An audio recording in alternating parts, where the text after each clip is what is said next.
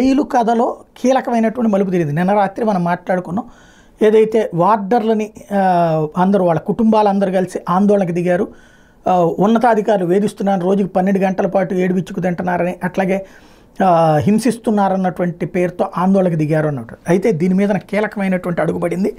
విశాఖ కేంద్ర కారాగారం నిబంధనలు ఉల్లంఘించిన 37 మంది వార్డుల మీద క్రమశిక్షణ చర్యలు చేపట్టిన జైలు శాఖ కోస్తాంధ్ర రీజన్ డీఐజీ రవికిరణ్ చెప్పారు. విశాఖ కేంద్ర కారాగారం పర్యవేక్షణాధికారి ఎం మహేష్ బాబు అవమానించారని, విధి నిర్వహణలో కఠినంగా ఉంటున్నారంటూ వార్డులు తమ కుటుంబ సభ్యులతో జైలు ప్రధాన ద్వారం ఎదుటి ధర్నా చేశారు. ఈ విషయం తెలుసుకుని డీఐజీ రవికిరణ్ శనివారం అర్ధరాత్రి రాజమండ్రి నుంచి విశాఖకి చేరుకున్నారు. వార్డర్లతో జైలు సూపరింటెండెంట్తో చర్చించారు.